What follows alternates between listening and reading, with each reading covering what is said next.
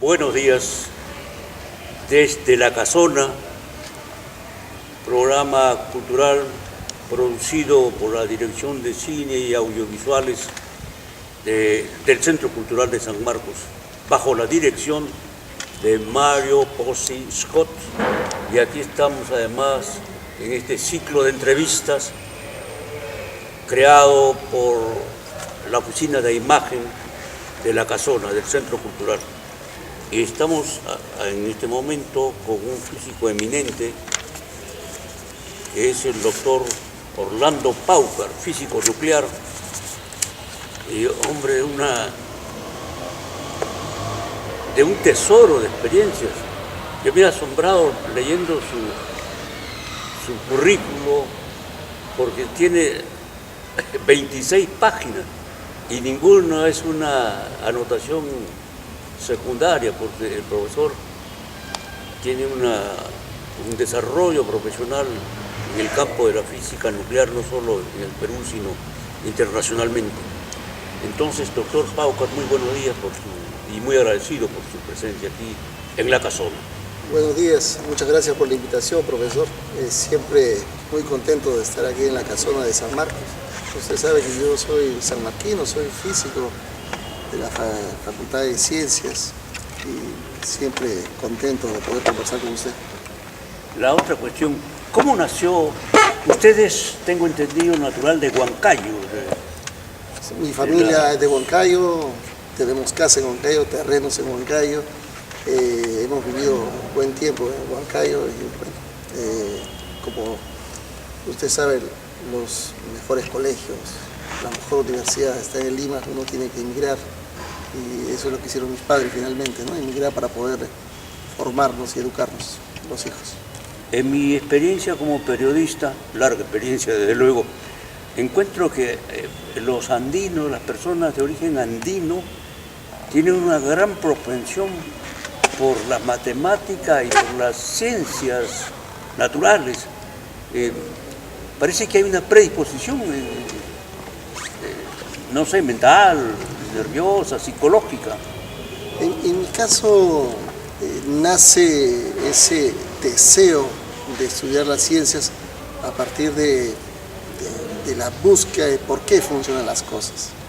Yo antes de hacerme físico era electrónico, soy egresado de la José Pardo y en la José Pardo pues siempre me interesó qué ocurría dentro de los instrumentos, y dentro de los instrumentos habían en esa época tubos. Cuando yo empecé a estudiar eran tubos, los pentodos, los diodos, y estos pentodos entonces cómo estaban funcionando internamente. Me decían que habían electrones y yo quería saber qué pasaban con esos electrones, y definitivamente la física era la ciencia que estudiaba estos fenómenos, así que eso me inclinó pues a estudiar física.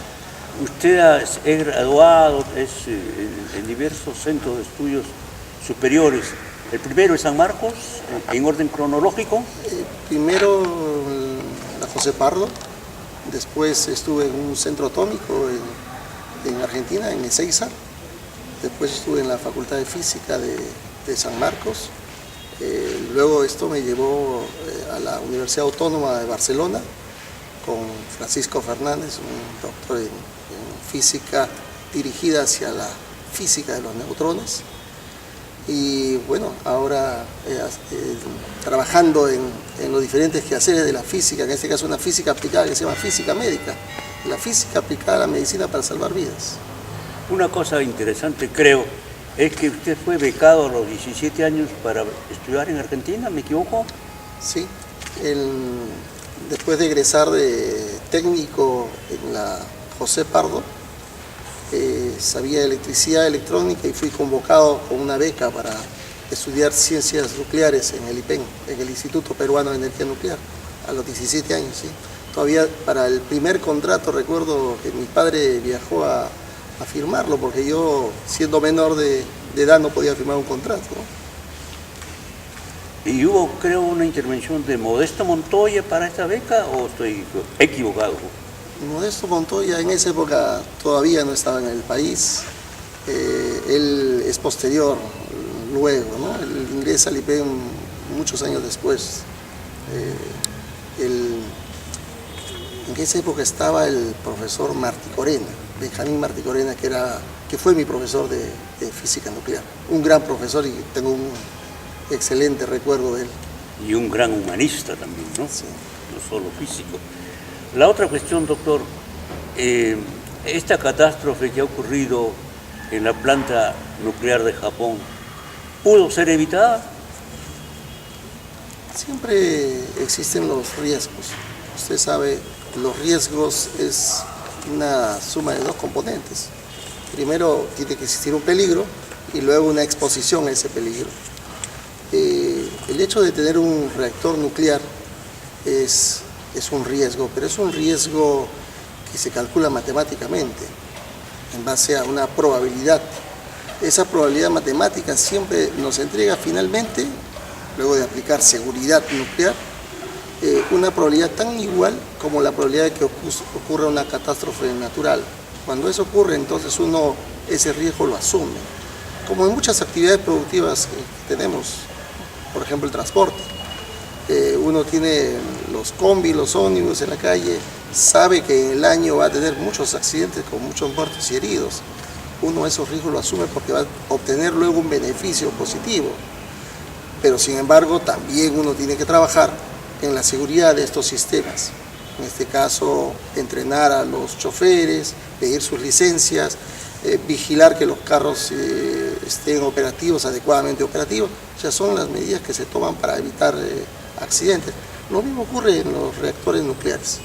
Un reactor nuclear puede ser un riesgo, pero ese riesgo se minimiza justamente entrenando los recursos humanos y teniendo la mejor ingeniería con la tecnología del momento para poder vencer estos peligros. Ahora, ¿qué medidas preventivas son recomendables tanto en el aspecto de la ubicación geográfica, digamos, altura, llanura u otra, y también el aspecto propiamente de la planta misma? ¿Qué medidas preventivas deberían tomarse? Sí, la ingeniería de base para una central nuclear incluye el escoger adecuadamente el lugar donde se va a emplazar estas centrales nucleares. Tiene que ser un lugar donde la historia de sismos, terremotos o catástrofes sea la menor. Segundo, tiene que ser un lugar donde haya agua, porque el agua se requiere para refrigerar estas plantas. No debe estar muy cerca al mar o evitar que esté cerca al mar, porque un tsunami podría causar también una catástrofe en estas plantas. Y finalmente la seguridad pasiva y activa que debe tener una central nuclear. Cuando hablo de seguridad pasiva y activa me refiero a la diversificación, redundancia, separación de partes que deben tener los sistemas y componentes de una central nuclear para que ésta se haga segura.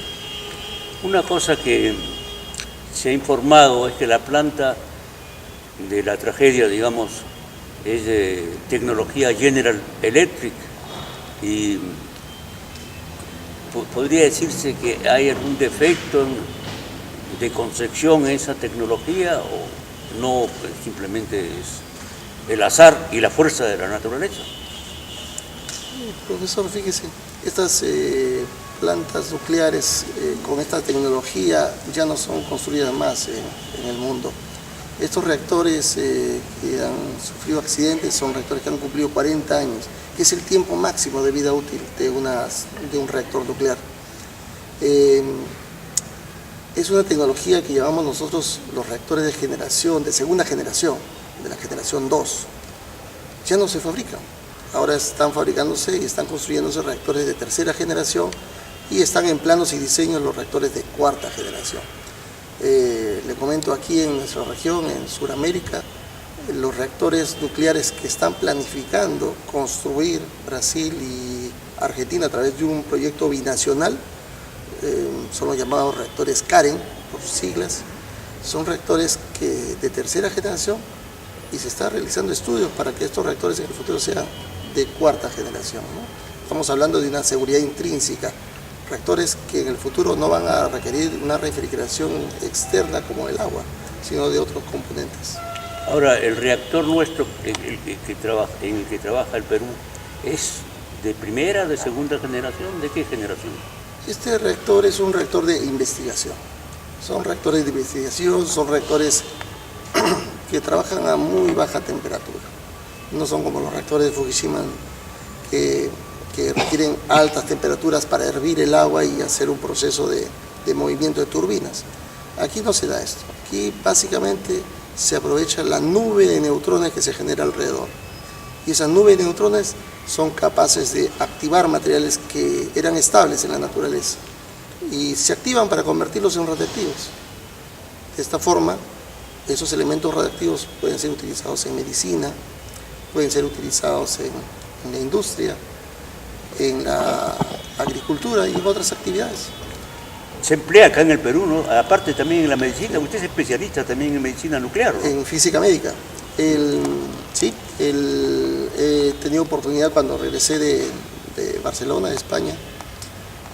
Allá utilizaba un elemento que era un alambre muy delgado de iridio 192. Este alambre es un alambre radiactivo. No se producía aquí en el país este elemento. Tuve oportunidad de llegar, conversar con las autoridades del IPEN y empecé a producir este alambre de iridio. Este alambre de iridio, cuando busqué los médicos que apliquen este alambre de iridio, ellos me hablaban que nunca lo habían hecho. Entonces no solamente participé en la producción de este alambre radiactivo, sino además también en su aplicación en clínicas y hospitales. Realmente bastante satisfactorio porque tuvimos varios casos donde aplicamos este alambre y esta técnica se llama braquiterapia con muy buenos resultados. Ahora, lo interesante es que la gente no se da cuenta de que esta planta de investigación, como usted precisa, ya produce determinados elementos para diversas actividades. ¿Usted podría mencionar cuáles? Principalmente se produce tecnecio para medicina nuclear, yodo 131 también para medicina nuclear, se ha producido samario también para medicina nuclear, he tenido oportunidad de producir fósforo para la agricultura, hemos producido oro 198 y otros elementos más que también se utilizan en la industria. Yo diría que el 95% del quehacer de este reactor nuclear de Guarangal ha sido para salvar vidas. Y cuando le digo de salvar vidas, es una de las cosas que siempre le digo a los operadores del reactor, que están en la sala y manejando un aparato que podríamos decir un instrumento, una electrónica fría, ¿no? Pero yo siempre les digo, ustedes no se dan cuenta que lo que están haciendo repercute luego en la salud de la gente, en bienestar de la gente. Porque yo, como estoy ahora al otro lado, en el hospital, veo cómo es que esos productos están salvando vidas.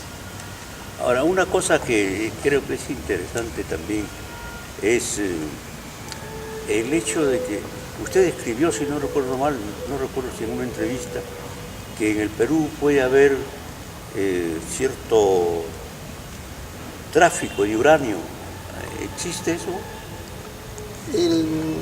Yo lo que siempre he insistido al Instituto Peruano de Energía Nuclear es en tener una pirámide normativa adecuada y sobre todo también tener un órgano regulador, fiscalizador de las actividades nucleares independiente al IPEN, ya que el IPEN, siendo el explotador de reactores nucleares y de instalaciones radiactivas con un inventario radiológico bastante alto, no tiene sentido de que ellos mismos se autorregulen o autofiscalicen. Entonces yo hace, no recuerdo si 3 o 4 meses antes, estaba hablando con el ministro de Energía y Minas, pidiéndole que un órgano regulador independiente, para que le dé una percepción a la población de que hay alguien que controla y vigila estas actividades, ¿no? El tráfico de uranio tiene que ver con esa pirámide normativa. Felizmente ahora, ya después de años de haber escrito ese artículo, se ha generado una norma para la minería de uranio. Se contempla en esta norma ya especificaciones que tienen que ver con la seguridad radiológica. Y eso ya es interesante, ¿no? Va a evitar que exista tráfico, va a evitar que las poblaciones reciban radiación innecesaria, va a evitar que los trabajadores se expongan a ese uranio radiactivo, etcétera, ¿no? Eso es importante, generar una pirámide normativa que que todavía nos falta mucho, profesor. Todavía nos faltan las normas en radiodiagnóstico, normas en medicina nuclear, por decir algo, solamente en el tema clínico. En unas declaraciones que formuló Modesto Montoya el domingo en El Comercio, se señala que en realidad estamos rodeados de radiaciones y hasta comemos radiaciones en una manzana. ¿Cómo es este fenómeno? Explíquenos usted a los legos que no sabemos nada de esto. Sí, casi todos conocemos la tabla periódica y sabemos que existen los elementos químicos, pero hay una tabla con mucho más elementos que siendo el mismo elemento químico que tiene las mismas características químicas, sin embargo tiene características nucleares diferentes, ¿no? Por decirle el hidrógeno, uno conoce el hidrógeno, del agua, pero también este hidrógeno tiene hermanos que llamamos isótopos, que son radiactivos y que existen en la naturaleza, ¿no? El carbono, igual, conocemos el carbono que es estable, pero también hay un carbono que es radiactivo, por ejemplo el carbono 14. Y ese carbono 14 está presente en todos los vegetales. Si uno se alimenta con estos vegetales, entonces está incorporando ese carbono 14. Y ese carbono 14 en el tiempo se está desintegrando. Como es inestable, se desintegra y emite radiación. Y nosotros estamos consumiendo y emite radiación y nos está irradiando. La Tierra está compuesta por una serie de elementos también que son radioisótopos, por ejemplo el uranio, torio, radio, que está presente en la Tierra. Y producto de esa tierra se hacen ladrillos, se hace cemento, entonces las paredes también son radiactivas, empiezan a emitir radiación, el suelo. Y luego hay un elemento que se está estudiando mucho, profesor, que es el radón, porque la Tierra emana radón, un gas noble, lo deja escapar, no hay manera de detenerlo, y estamos entonces en una nube de radón y lo estamos respirando, y ese radón, una vez que está dentro de nuestro cuerpo, igual en pulmones, se desintegra y produce radiación que es natural. Estamos inmersos entonces en un campo de radiación. Ahora, en ese sentido, ¿usted podría explicarnos para los legos por qué el carbono 14 se emplea, por ejemplo, para la datación de restos arqueológicos? ¿Cómo se produce ese cálculo? Sí, mire, si consumimos una dieta, digamos, común, estable, de vegetales, el aire también, estamos incorporando entonces en nuestro organismo carbono 14. Un porcentaje de ese carbono es carbono 14. Ese carbono llega un momento en que se convierte en, digamos, llega a un equilibrio. Entonces, de acuerdo a nuestro peso, yo tengo una cantidad de carbono 14 en mi cuerpo. Y eso se mantiene durante mi vida, en un equilibrio. Siempre lo mismo. Pero si muero ya no consumo, ya no inhalo, ya no ingiero carbono y tampoco carbono 14. Y por lo tanto ese momento es el momento en el que empieza solamente a decaer el carbono. Se empieza a desintegrar y empieza a disminuir en el tiempo. Entonces lo que uno hace, como conoce la fórmula, el algoritmo con el que decae esa fuente de radiación, lo que se hace es en el tiempo medir. Y lo que uno encuentra, lo único que se extrapola a través de ese algoritmo cuando ha muerto esa persona. Igual con los restos arqueológicos. Igual con los restos arqueológicos. Uno puede determinar en qué momento pues, se tiene esa cantidad de carbono. ¿Cuál es el potencial nuclear del Perú actualmente, doctor? Tenemos dos reactores nucleares, un reactor de 1 vatio de potencia, un reactor muy pequeñito que no significa mucho como inventario radiológico. Tenemos un reactor nuclear de 10 megavatios, tenemos una planta de desechos radiactivos, tenemos una planta de irradiación de alimentos y tenemos muchas toneladas y por descubrir además de uranio en los Andes. Yo he tenido oportunidad de viajar a través de un convenio que tengo en la provincia de Carabaya He estado en Macusani y he visitado diversos lugares. Y uno tiene el uranio en la superficie. Uno coge una piedrita amarilla y pone el detector, uranio.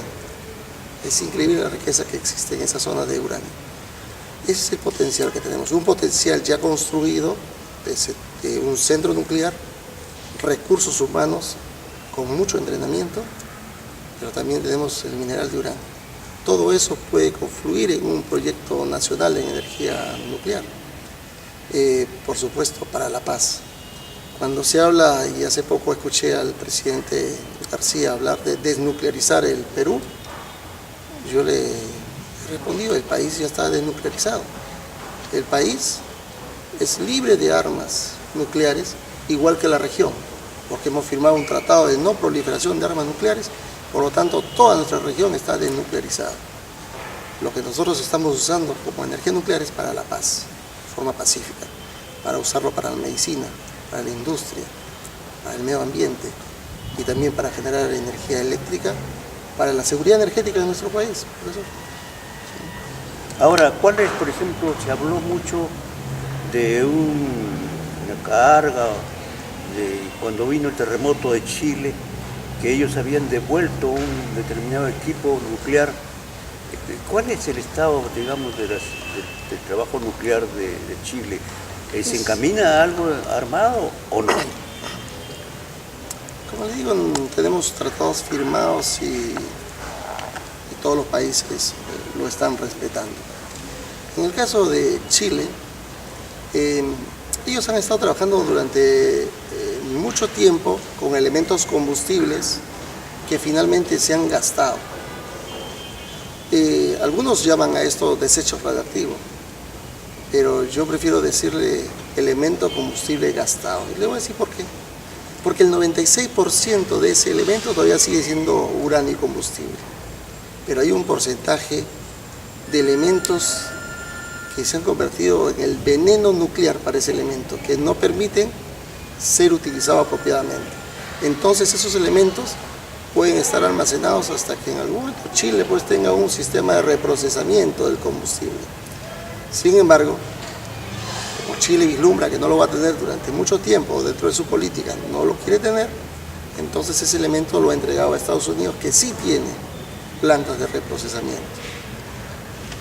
Lo que hace Estados Unidos es llevarse ese combustible gastado, extraer un 3% de ese combustible, que es el desecho, lo que no sirve, y el 96% lo vuelve a utilizar construyendo nuevos elementos combustibles para sus reactores.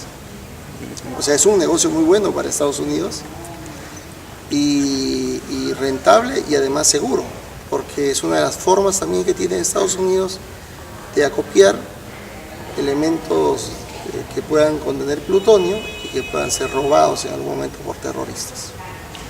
Sí, esa es una amenaza que se menciona, ¿no? Que los terroristas en algún momento, a través de contrabando, de maniobras ilícitas o a través de un Estado, pueda tener armas nucleares. ¿Hay algún peligro de eso en el horizonte? Sí, es una amenaza y se trabaja y hay presupuestos de miles de millones de dólares en ejecución a nivel mundial para poder evitarlo, ¿no? Aquí en nuestro país tenemos el Centro Nuclear de Guarangal con una vigilancia bastante rigurosa de sus elementos combustibles gastados y no gastados. Se hace una vigilancia con video, con alarmas, con sistemas de seguridad externa, vigilancia externa, policía, más allá, o sea, se hace todo un trabajo, igual como se hace en otras partes del mundo. Hacer una bomba, di un seminario hace un año me parece, y le puse como título, voy a construir una bomba atómica. Se llenó, todo el mundo quería. Le voy a decir, el ABC, cómo construir una bomba atómica. Y luego de contarles cómo se puede, porque es sumamente sencillo, créanme, pero alcanzar esa tecnología no es fácil. Pueden robarse uranio 235 enriquecido, lo pueden tener los terroristas, pero construir el contenedor para que pueda detonar como un arma nuclear es una tecnología muy, muy complicada. Y cara, me imagino, ¿no? Y muy cara. Sí. Doctor, en el Perú el Estado no invierte ni el 1% en ciencia y tecnología. Ni el 1%, es decir, lejos del 1%, creo que es el 0, 15%. ¿Cómo ve usted esto? ¿Qué perspectivas hay, siendo ciencia y tecnología armas definitivas para el desarrollo de un país? No es cuestión de un gasto inútil o decorativo. ¿Cómo ve usted? ¿Qué perspectivas hay a la luz, por ejemplo, de las próximas elecciones? ¿Qué dicen los candidatos sobre esto? Yo creo que no solamente ahuyenta a los científicos y técnicos del más alto nivel en áreas científicas y tecnológicas o de innovación tecnológica. Yo, después de las declaraciones del presidente García, que dice que en el país se va a desnuclearizar y no va a haber centrales nucleares y la energía nuclear entra prácticamente en una moratoria, yo estoy pensando ya a dónde me voy a trabajar, ¿no? Es realmente triste el estado en el que se encuentra la ciencia y tecnología en el país. También escuché declaraciones, pues él dice que para eso están las universidades, que son autónomas y tienen un presupuesto, pero dentro de lo que es ciencia y tecnología existe la tecnociencia.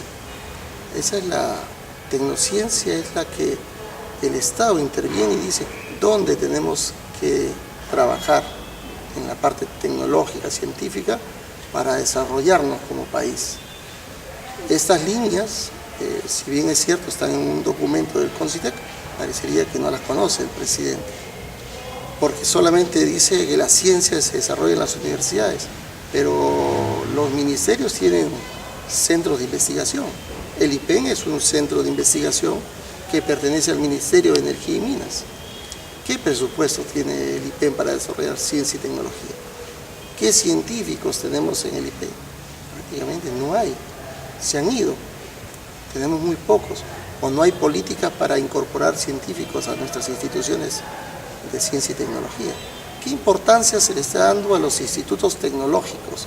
La José Pardo, la Cueto Fernandini, por decirle algo que conozco, he estado en esos lugares desmantelados prácticamente. Entonces, ¿dónde va a haber la generación de innovación tecnológica en el país si no hay inversión en estos centros, ¿no? Me señalaba un amigo que el director del Instituto de Matemáticas de Brasil, de São Paulo, que es uno de los grandes centros de matemática de América, es un peruano. Es un peruano director. En Brasil me imagino que debe haber por lo menos decenas de miles de matemáticos de primer, o por lo menos de buen nivel, y que nombren a un peruano, quiere decir que algo tenemos. Pero ese peruano debería estar en el Perú, pero si le van a pagar un sueldo de empleado de cuarta categoría, por supuesto que no va a venir, ¿no? ¿Qué se puede hacer al respecto?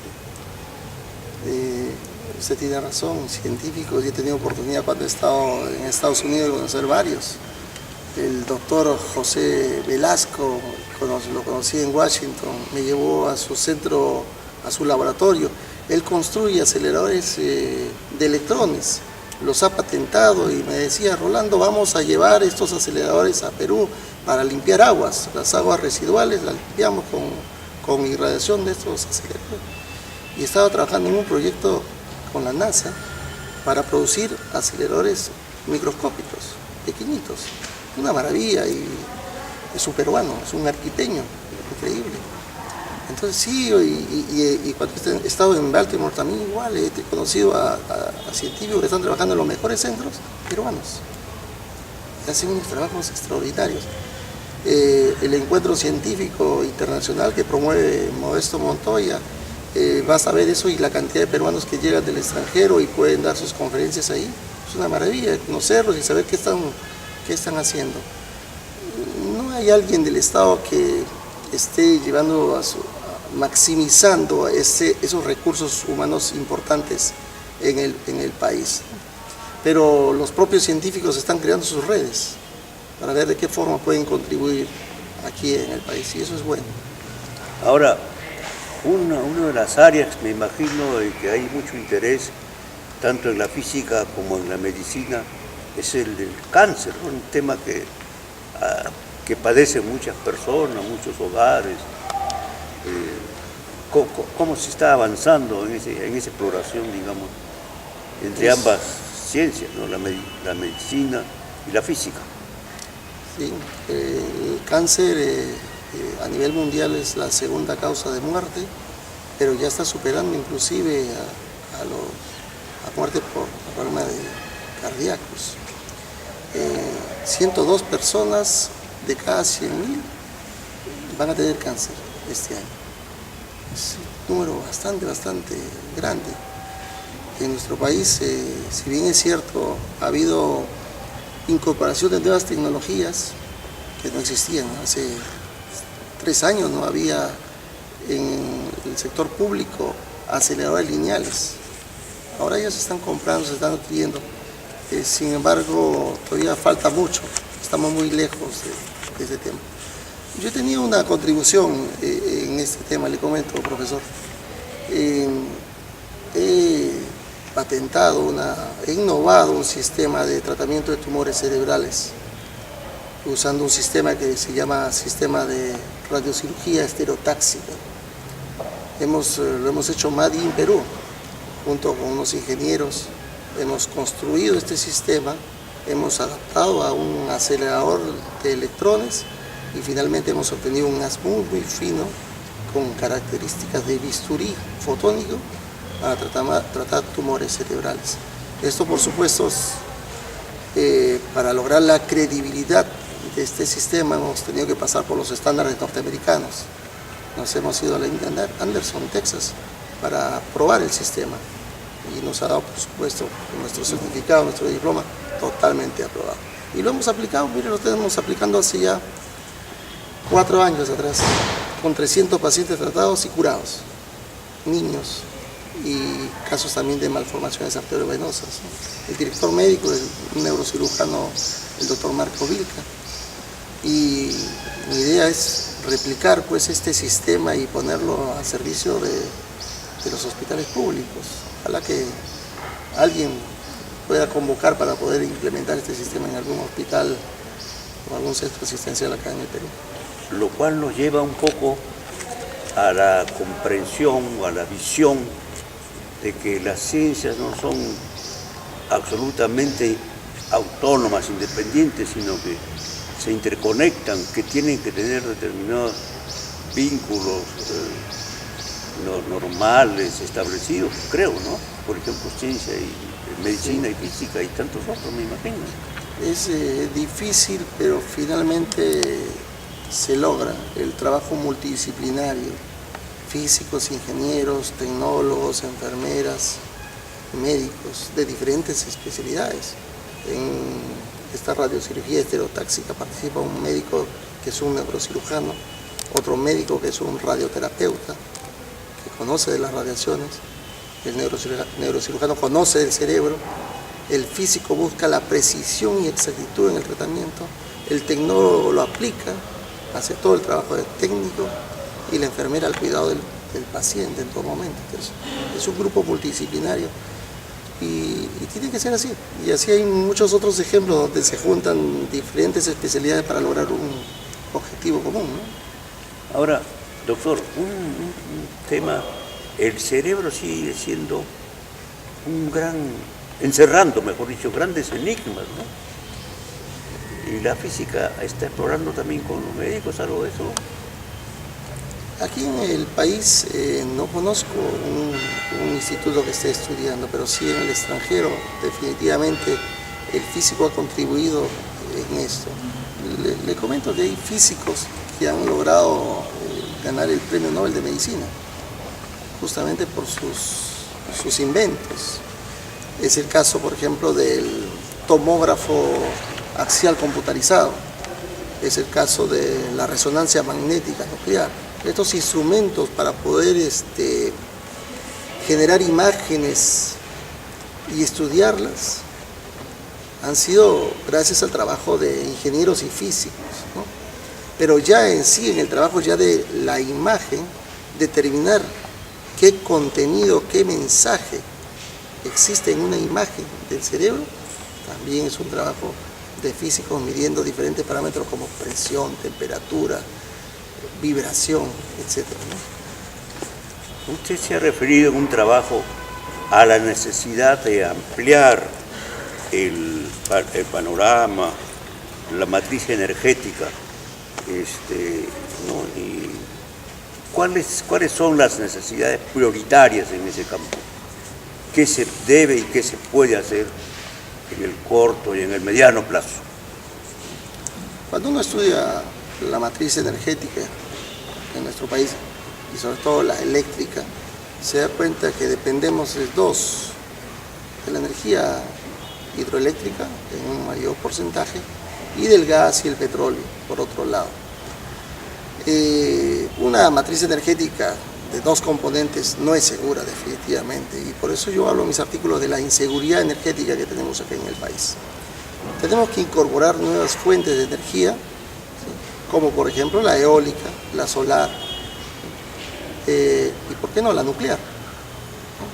En eso consiste ese artículo que presenté hace buen tiempo. Y hago énfasis en el tema nuclear, básicamente por la densidad energética, porque si uno compara, por ejemplo, el rompimiento de una molécula de gasolina o petróleo, de un combustible fósil, uno extrae electronvoltios, que es un nivel de energía. Pero si uno rompe y fragmenta un núcleo de un átomo, obtiene millones de electronvoltios. Entonces, la diferencia es muy grande.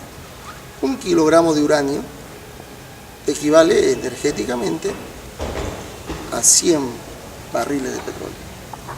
Ustedes se imaginan. Si nosotros queremos lograr en Inambari 1200 megavatios, vamos a inundar un área tan grande como la del distrito de Caraballo, que es el distrito más grande que tenemos aquí en Lima.